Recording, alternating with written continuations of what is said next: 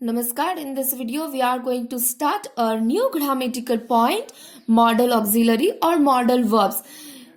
કે આજે આપણે એક નવા ગ્રામેટિકલ પોઈન્ટની શરૂઆત કરવા જઈ રહ્યા છીએ જેનું નામ છે model auxiliary and model verbs. કે અત્યાર સુધી આપણે જે પણ નવા ગ્રામેટિકલ પોઈન્ટની શરૂઆત કરી છે એની પહેલા આપણે સમજવાનો પ્રયત્ન કર્યો છે કે નામ આપવામાં આવ્યું છે મોડલ ઓક્ઝિલરી યા મોડલ વર્બ્સ. અને શા માટે મોડલ ઓક્ઝિલરી યા મોડલ વર્બ્સ કહેવામાં આવે છે એના પાછળ કંઈક ને કંઈક રીઝન રહેલું હોય છે. તો ચાલો આપણે આ જે ટોપિકને સમજીએ એના પહેલા એના નામને સમજવા અથવા તેના ટાઇટલને સમજવાનો પ્રયત્ન કરીએ. અને એ ટાઇટલને સમજવા માટે આપણે એક શબ્દ પર ફોકસ કરવાનો છે અને એ છે વર્બ, જેનો અર્થ થાય છે ક્રિયાપદ. ક્રિયાપદ, હા, કે તમને ખ્યાલ હોય તો તમે કંઈક સાંભળ્યું પણ હશે. આપણે બેઝિક ઇંગ્લિશ ગ્રામરનો જો આપણે ફર્સ્ટ વિડીયો હતો એમાં ચર્ચા કરેલી હતી કે પાર્ટ્સ ઓફ સ્પીચનો એક ભાગ છે અથવા તો એક પાર્ટ્સ ઓફ સ્પીચ કહી શકીએ છીએ આપણે, તો શબ્દનો એક પ્રકાર કહી શકીએ છીએ એ વર્બ છે. હવે એ વર્બના કાર્યને આધારે ઇટ મીન્સ એના ફંક્શનને આધારે એના બે પ્રકાર પડે છે. એક તો છે મેઇન વર્બ અને બીજું છે ઓક્ઝિલરી વર્બ. ભાઈ આ મેઇન વર્બ અને ઓક્ઝિલરી વર્બ એ શું છે? ચાલો એની ડેફિનેશન દ્વારા સમજવાનો પ્રયત્ન કરીએ. A main verb is a verb that expresses an action. કે મેઇન વર્બ અથવા તો મુખ્ય ક્રિયાપદ એ એવું ક્રિયાપદ છે કે જે ક્રિયા દર્શાવે છે. It gives major information in terms of nature of the action. અથવા તો કાર્યના સંદર્ભમાં એ વધારે પડતી ઇન્ફોર્મેશન આપે છે. કે ફોર એક્ઝામ્પલ પ્રિયા રમી રહી છે, તો આજે રમવું અથવા તો જે કઈ ક્રિયા કરી રહી છે, તો આજે રમવાની ક્રિયા થઈ રહી છે, રમવું એ મેઇન વર્બ છે જેના દ્વારા આપણે વધારે પડતી ઇન્ફોર્મેશન મળે છે. શેના વિશે? તો કે એ જે તે કરતા જે કાર્ય કરે છે એના વિશેની વધુ ઇન્ફોર્મેશન આપે છે. કાર્યના સંદર્ભમાં વધારે ઇન્ફોર્મેશન આપે છે અને આપણે મેઇન વર્બ કહીએ છીએ. Then a question arose in my mind that what's the meaning of auxiliary verb? તો પછી આ auxiliary verb શું છે? An auxiliary verb does not give major information in terms of an action. કે કાર્યના સંદર્ભમાં એ વધારે ઇન્ફોર્મેશન આપતું નથી. તો શું કરે છે? It tells more about the time and the mood of the action. કે શું દર્શાવે છે કે જે તે ક્રિયા છે એ ક્રિયાના સમય અને મૂડ, ઇટ મીન્સ કે મનોભાવ અથવા તો એટીટ્યુડ કહી શકીએ, એટીટ્યુડ વિશે વધારે ઇન્ફોર્મેશન આપે છે. જે તે ક્રિયા છે, ક્રિયા કયા સમયે થઈ રહી છે, એ ક્રિયા પ્રત્યે આપણો કેવો વર્તાવ છે, બસ એના વિશેની વધારે ઇન્ફોર્મેશન આપે છે. અને આપણે ઓક્ઝિલરી વર્બ કહીએ છીએ. મેઇન વર્બ કે જે તે ક્રિયા થઈ રહી છે, ક્રિયા વિશેની કઈ ક્રિયા થઈ રહી છે એની વિશેની વધારે માહિતી આપે છે. જ્યારે આ ઓક્ઝિલરી વર્બ શું કરે છે? તો જે તે ક્રિયા કયા સમયે થઈ રહી છે, સાથે સાથે એ ક્રિયા તરફનો આપણો શું મનોભાવ છે, શું એટીટ્યુડ છે, એ દર્શાવવાનું કામ ઓક્ઝિલરી વર્બ કરે છે. ફરી પાછો એ પ્રશ્ન થાય છે, ભાઈ આ ઓક્ઝિલરી વર્બ એટલે શું? તો એ ઓક્ઝિલરી વર્બને સમજવા પર આપણે ફોકસ કરીએ. તો એના પર ફોકસ કરવા માટે આપણે શબ્દ પર લઈએ ઓક્ઝિલરી. ભાઈ આ ઓક્ઝિલરી શું છે? આ ઓક્ઝિલરી એ એનું જે ટૂંકું ફોર્મ કહી શકીએ તો કે એ છે ઓક્સ. હવે તમને ખ્યાલ હોય તો ઓક્સ કેબલ પણ આવતા હોય છે. ભાઈ ઓક્સ કેબલ કદાચ તમે પ્રથમ વખતે નામ સાંભળ્યું હશે. હવે તમને આ પ્રકારની જે પિન છે તમને એ વિડીયોમાં દેખાતી હશે કે આ પ્રકારની જે પિન છે એ પિન તમને જે દેખાતી હશે એને આપણે ઓક્સ કેબલ કહેતા હોઈએ છીએ. ભાઈ એ ઓક્સ કેબલનું કાર્ય શું હોય છે? હવે કાર્ય સમજવા માટે આપણે નાના એવા હ્યુમર દ્વારા સમજવાનો પ્રયત્ન કરીએ. હવે એક ભાઈ હતા કે જેને મનોરંજન જોવાનો બહુ જ શોખ હતો ખરેખર. તો એક ભાઈ એને સજેશન આપ્યું કે તમને જો આ સંગીત સાંભળવાનો, આ બધું સિરિયલ જોવાનું, મૂવી જોવાનો બહુ શોખ હોય તો તમે ટીવી કેમ નથી લઈ શકતા? તો એ ભાઈએ કીધું ખરેખર ટીવીમાં એ બધું જોઈ શકાય છે? તો ભાઈ કે હા, તમે ટીવી ખરીદે તો જુઓ. તો એ ભાઈ ટીવી ખરીદી આવે છે. હવે 2-3 દિવસ સુધી એ ટીવી સામે જોયા કરે છે પણ ખરેખર ટીવીમાં કંઈ નજર આવતું નથી. હા, તો ફરી પાછું જેને સજેશન આપ્યું ને એને પૂછ્યું, હવે તમે કીધું અહીં બધું જોઈ શકીએ છીએ પરંતુ હજુ સુધી તમારી ટીવીમાં તો કંઈ ડિસ્પ્લે થતું જ નથી, તો હવે શું કરવું? તો કહે છે, અરે ભલા માણસ, હવે તમે ટીવી લીધેલી છે તો હવે ટીવીમાં માત્ર તમને ડિસ્પ્લે થઈ શકે છે પરંતુ એમાં જોવા માટે તમારે એક ડબ્બા જેવું ઇટ મીન્સ સેટઅપ બોક્સ વિકસાવવું પડશે. તો ભાઈએ સેટઅપ બોક્સ પણ વિકસાવી દીધું. ચાલો, હવે સેટઅપ બોક્સને પણ લઈને રાખે છે પરંતુ હજુ સુધી ભાઈને કંઈ દેખાયું નહીં, કેમ કે હવે ટીવી યા તો સેટઅપ બોક્સને ત્યાં મૂકી દેતા તમે જે પણ ડિસ્પ્લે કરવું હશે ડિસ્પ્લે થઈ શકશે નહીં જ્યાં સુધી તમે એ બંનેનું જોડાણ કરશો નહીં ત્યાં સુધી. હા, કે જ્યારે હવે અહીં પડેલી જે ઇનપુટ માહિતી છે હવે તમારે બીજા કોઈ ઉપકરણ દ્વારા જ્યારે એમાં આઉટપુટ દેખાડવું છે તો ત્યારે તમારે એક કેબલની જરૂર પડે છે, જેને આપણે કયું કેબલ કહીએ છીએ, જેને આપણે ઓક્સ કેબલ કહેતા હોઈએ છીએ. તમને ખ્યાલ હોય તો ટીવી પાછળ તમને 3 જોવા મળતા હશે અને એમાં તમે આ પ્રકારની જે પિનનો યુઝ કરો છો એને આપણે ઓક્સ કેબલ કહેતા હોઈએ છીએ. જેનું કાર્ય શું છે તો કે એનું કાર્ય છે સેટઅપ બોક્સમાં પડેલી ઇનપુટ જે માહિતી છે એ ઇનપુટ માહિતીને આપણે ટીવીમાં ડિસ્પ્લે કરવા માટે ઉપયોગી બને છે. અથવા તેનું કાર્ય શું બન્યું તો કે કોઈ એક ડિવાઇસમાં પડેલી ઇનપુટ માહિતીને બીજા ડિવાઇસમાં આઉટપુટ કરવાનું કાર્ય છે. અથવા તો સેટઅપ બોક્સમાં રહેલી જે ઇનપુટ માહિતી છે એ આપણે ટીવી દ્વારા ડિસ્પ્લે કરી શકીએ છીએ, તો તેનું આઉટપુટ મેળવી શકીએ છીએ, પછી આપણે મનોરંજન યા તો સિરિયલ જોઈ શકીએ છીએ. આ શેના દ્વારા શક્ય બન્યું તો કે ઓક્ઝિલરી વર્બ દ્વારા શક્ય બન્યું છે, ઓક્સ કેબલ દ્વારા શક્ય બન્યું છે. તો આવું જ કામ ઓક્ઝિલરી વર્બનું છે. હા, કેવું કામ છે તો કે ઓક્ઝિલરી વર્બનું કામ શું છે તો કે આ રીતે હેલ્પ કરવાનું છે. શું હેલ્પ કરવાનું છે તો કે જે તે સમય દર્શાવવાનું, મૂડ દર્શાવવાનું, આસ્પેક્ટ દર્શાવવાના યા તો વોઇસ દર્શાવવાનું જે કાર્ય છે એ આ ઓક્ઝિલરી વર્બ દ્વારા થતું હોય છે. કેમ કે આ ઓક્ઝિલરી જે શબ્દ છે એને એક શબ્દ અર્થાત કહી શકીએ આ હેલ્પિંગ શબ્દ સાથે સંબંધ છે, જેનો અર્થ છે સહાયતા કરવાના સંદર્ભમાં એનો અર્થ રહેલો છે. આમ ઓક્ઝિલરી વર્બનો અર્થ કરી શકીએ હેલ્પિંગ, ઇટ મીન્સ સહાય કરતા ક્રિયાપદ, આવો એનો અર્થ આપણે કરી શકીએ છીએ. તો હવે આપણે ઓક્ઝિલરીનો પણ મિનિંગ સ્પષ્ટ થાય છે. ભાઈ ઓક્ઝિલરી વર્બ એટલે શું તો કે ઓક્ઝિલરી વર્બ અર્થાત સહાય કરતા, વર્બ અર્થાત ક્રિયાપદ, સહાય કરતા ક્રિયાપદ એવો એનો અર્થ થતો હોય છે. અને આમ જે એનું ઓક્ઝિલરી છે એનું શોર્ટ ફોર્મ છે ઓક્સ. હવે તમે એનો પણ અર્થ સમજ્યા કે એનો અર્થ શું થાય છે તો કે ઓક્સ કેબલ પરથી સમજ્યા કે ઇનપુટ જે માહિતી છે એ બીજામાં આઉટપુટ કરવા માટે ઉપયોગી થતી હોય એને આપણે ઓક્સ કેબલ કહેતા હોઈએ છીએ. એ જ રીતે આપણે સમજ્યા કે ઓક્ઝિલરીનો શું અર્થ થાય છે તો કે વાક્યમાં અથવા તો જે ક્રિયાપદમાં ક્રિયાપદ સાથે કયો ભાવ રહેલો છે અથવા તો કયા સમયે ક્રિયા થઈ રહેલી છે એ દર્શાવવા માટે સહાય કરતા જે ક્રિયાપદો છે એને આપણે ઓક્ઝિલરી વર્બ કહેવામાં આવે છે. તો એના આધારે આપણે ડેફિનેશન જોઈ શકીએ. Auxiliary verbs typically help to express grammatical tense, aspect, mood and voice. કે auxiliary verb એટલે સહાય કરતા ક્રિયાપદો સામાન્ય રીતે એવા ક્રિયાપદો છે કે શું એક્સપ્રેસ કરે છે, શું દર્શાવે છે તો કે ગ્રામેટિકલ ટેન્સ અથવા તો આસ્પેક્ટ યા મૂડ યા તો વોઇસ દર્શાવવા માટે અથવા તો વોઇસને રજૂ કરવા માટે એ ઉપયોગ છે. વોઇસ ઇટ મીન્સ વાક્ય પ્રયોગ જેને આપણે કહેતા હોઈએ છીએ એની વાત કરે છે. તો ઇન શોર્ટ આપણે સમજ્યા કે આ ભાઈ શું છે ઓક્ઝિલરી વર્બ, તો શું દર્શાવવા માટે તો કે ટેન્સ યા આસ્પેક્ટ યા મૂડ ઇટ મીન્સ એટીટ્યુડ યા વોઇસ દર્શાવવા માટે ઉપયોગી થતા એવા ક્રિયાપદો જેને આપણે ઓક્ઝિલરી વર્બ કહેતા હોઈએ છીએ. હવે આગળ ચર્ચા કરીએ. ઓક્ઝિલરી વર્બના પણ એના ફંક્શનને આધારે બે પ્રકાર પડે છે. એક છે હેલ્પિંગ વર્બ અને બીજું છે મોડલ ઓક્ઝિલરી. હેલ્પિંગ વર્બની ચર્ચા આપણે ઘણી વખત કરી ગયા છીએ, છતાં પણ હજુ કરીએ કે હેલ્પિંગ વર્બ મોટા ભાગે ટેન્સ દર્શાવવામાં અથવા તો જે ક્રિયા છે એ ક્રિયાનો સમય દર્શાવવામાં ઉપયોગી થતા હોય છે. અને એના 3 ભાગ કહી શકીએ, to do, to have and to be. To ડુમાં ડુ, ડઝ અને ડીડનો ઉપયોગ થાય છે અથવા તો ડીડનો સમાવેશ થાય છે, અને ટુ હેવમાં હેવ, હેઝ અને હેડનો સમાવેશ થાય છે. જ્યારે ટુ બીમાં એમ, ઇઝ, આર અને વોઝ, વેરનો સમાવેશ થાય છે, જેની ચર્ચા આપણે ટેન્સની જ્યારે ચર્ચા કરતા હતા ત્યારે ચર્ચા કરી દીધેલ છે. હવે ચર્ચા કરવાની છે મોડલ ઓક્ઝિલરી. ભાઈ આ મોડલ ઓક્ઝિલરી શું છે તો એની ચર્ચા કરીએ. એમાં રહેલા જે શબ્દ છે મોડલ એને મૂડ યા તો એટીટ્યુડ સાથે સંબંધ છે. મૂડ ઇટ મીન્સ મનોભાવ એન્ડ એટીટ્યુડ ઇટ મીન્સ વર્તાવ. હા, હવે જે તે ક્રિયા થઈ રહી છે ક્રિયા સાથે આપણે કેવો વર્તાવ છે એની ચર્ચા કરવામાં આવી છે.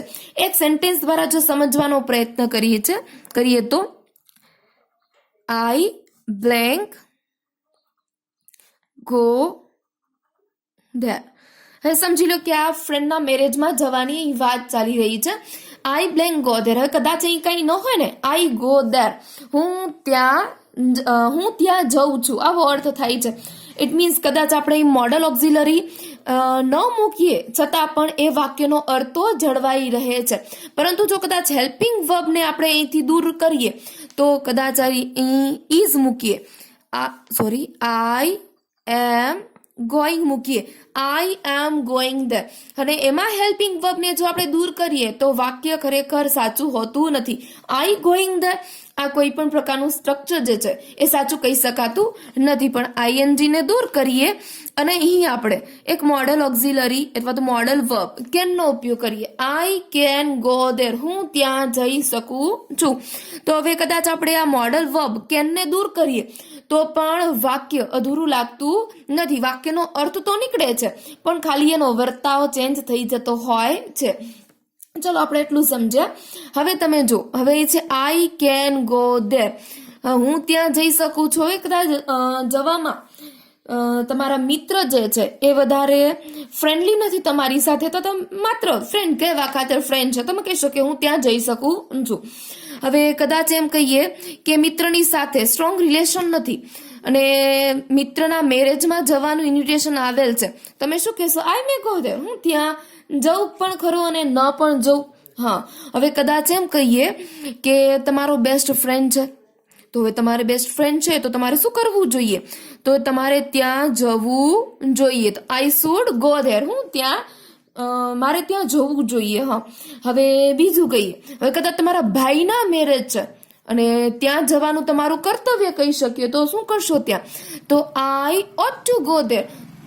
તો કર્તવ્ય દર્શાવવા માટે તમે ought to નો ઉપયોગ કરશો. સેન્ટેન્સ જ છે, તમે જુઓ, માત્ર તમે એ મોડલ વર્બ્સને બદલાવતા જાઓ છો તો ત્યાં એ જવાની ક્રિયા તરફનો તમારો જે વર્તાવ એટીટ્યુડ છે એ બદલતો જાય છે. હવે તમે એમ કહો કે તમારા મિત્રોએ તમને ઇન્વિટેશન આપેલ છે, સાથે સાથે એના જે પરિવારના સભ્યો છે એ સભ્યોએ પણ તમને કીધું છે કે તમારે ફરજિયાત આવવું પડશે, તો તમે શું કીધું? મારે તો ત્યાં જવું જ પડશે. તો આઈ મસ્ટ ગો ધેર, હા મારે ત્યાં જવું જ પડશે. તો કોઈ પણ ક્રિયા તરફ શું દર્શાવે છે? તમારો એટીટ્યુડ કેવો છે અથવા તો તમારો મનોભાવ કેવો છે એ દર્શાવવા માટે આપણે મોડલનો ઉપયોગ કરતા હોઈએ છીએ. ઇટ મીન્સ મોડલ્સનો ઉપયોગ કરતા હોઈએ છીએ.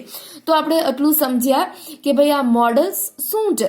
હવે મોડલ ઓક્ઝિલરી પછી અથવા તો મોડલ વર્બ પછી, ઇટ મીન્સ જે પણ મોડલ વર્બ છે અત્યારે ચર્ચા કરશું કે કયા કયા મોડલ વર્બનો સમાવેશ થાય છે.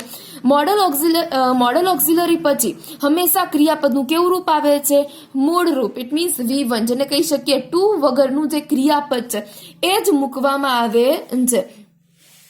હવે મોડલ ઓક્ઝિલરી જે છે હવે કેવા પ્રકારનું કાર્ય કરે છે એના રિલેટેડ અથવા તો ઓક્ઝિલરી તરીકેનું જ અથવા તો સંપૂર્ણ રીતે સહાયકારક ક્રિયાપદ તરીકેનું કાર્ય કરે છે અથવા તો ક્યારેક મેઇન વર્બ તરીકે પણ વપરાય છે.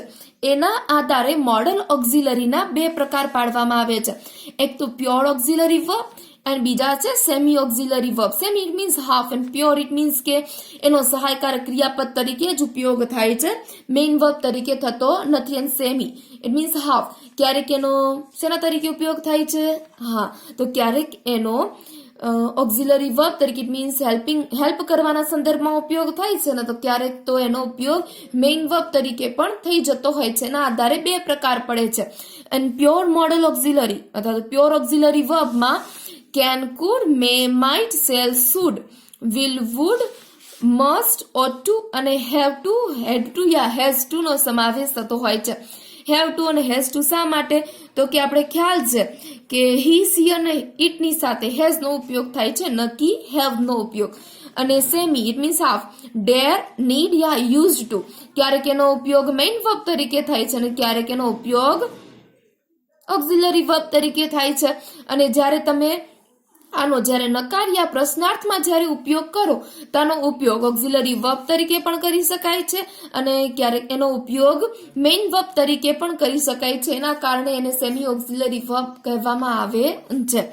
ઓકે, તો હવે તમારે આનો અભ્યાસ કરવાનો નથી. હવે સ્ટાન્ડર્ડ 8 ની ચર્ચા કરીએ તો એને કેન, મે,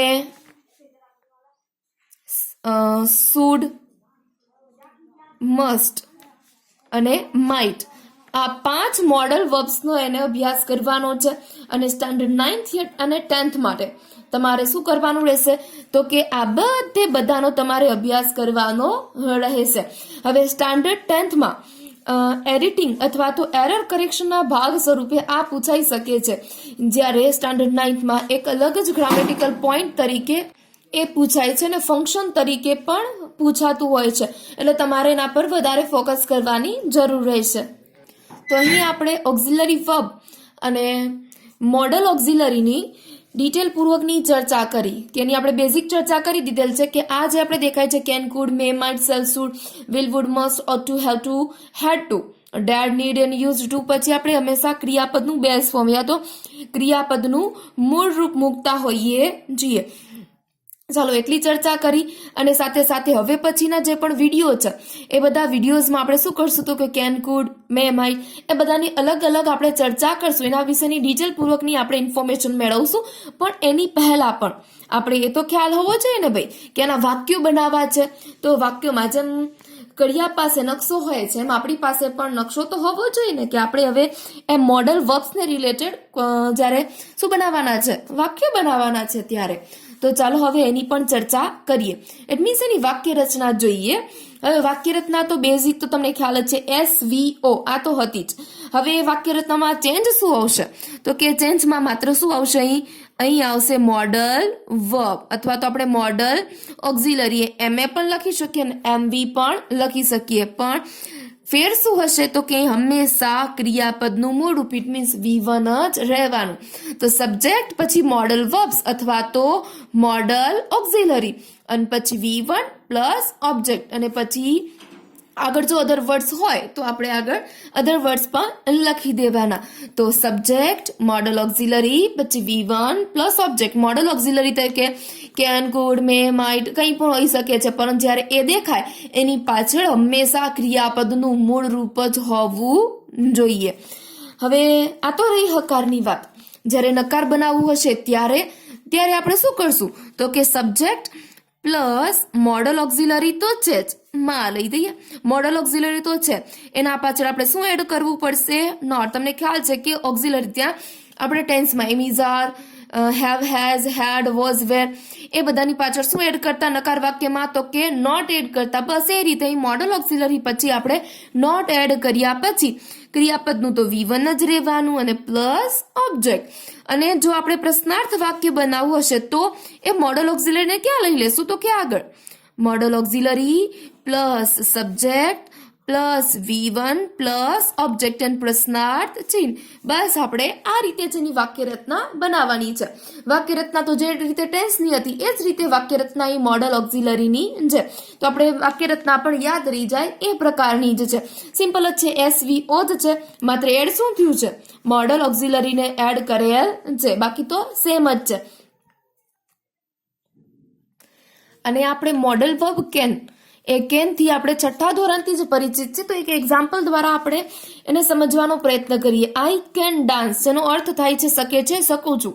હું ડાન્સ કરી શકું છું, તમારામાં ડાન્સ કરવાની ક્ષમતા રહેલી છે, તો એ દર્શાવે છે આઈ કેન ડાન્સ. હવે આને જ આપણે નકાર વાક્ય બનાવવું હશે તો શું કરશું, આઈ કેન અને આ ઓક્ઝિલરી વર્બ પછી શું એડ કરવાનું રહેશે, not. I can not dance. અહીં આપણે ડાન્સનું V1 જ મૂકેલ છે. અને કદાચ જો પ્રશ્નાર્થ વાક્ય બનાવવું હશે તો કેનને ક્યાં લઈ આવશું, આગળ કેન. હવે આઈની જગ્યાએ આપણે પૂછીએ છીએ તો કેન યુ ડાન્સ, પ્રશ્નાર્થ છે, તમે ડાન્સ કરી શકો છો, નૃત્ય કરી શકો છો, તો યસ આઈ કેન ડાન્સ. આવો તમને જવાબ મળશે. તો આ રીતે બનાવી શકીએ છીએ. નકાર પ્રશ્નાર્થ બનાવવું હશે તો એ કેનને આગળ કેન યુ નોટ ડાન્સ. આ રીતે આપણે પ્રશ્નાર્થ વાક્ય પણ બનાવી શકીએ છીએ, જેનો અર્થ થાય છે તું ડાન્સ નથી કરી શકતો. હા, એવું પૂછે છે, કેમ કે ડાન્સ કદાચ કરવા માટે ઊભા ન થતા હોય ભાઈ, તો આ રીતે આપણે પૂછી શકીએ છીએ તું ડાન્સ નથી કરી શકતો કે નૃત્ય કરવા માટે આવતો નથી. તો આ રીતે આપણે ઓક્ઝિલરી વર્બ પહેલા તો વર્બ, પછી ઓક્ઝિલરી વર્બ અને પછી મોડલ ઓક્ઝિલરીની ચર્ચા કરી કે જેમાં વર્બના બે પ્રકાર, main verb and auxiliary verb. પછી આપણે એ પણ ચર્ચા કરી કે ઓક્ઝિલરી વર્બના પણ બે પ્રકાર, helping verbs and model auxiliary. પછી એ પણ ચર્ચા કરી કે ઓક્ઝિલરી વર્બના એના કાર્યને આધારે બે પ્રકાર, pure auxiliary verb and semi auxiliary verb, કે જેમાંથી તમારે પ્યોર ઓક્ઝિલરી વર્બનો અભ્યાસ કરવાનો રહેશે. કે હવે પછીના વિડીયોમાં આપણે જેટલા પણ વર્બ છે એ વર્બની એક પછી એક ચર્ચા કરતા જઈશું. Thank you.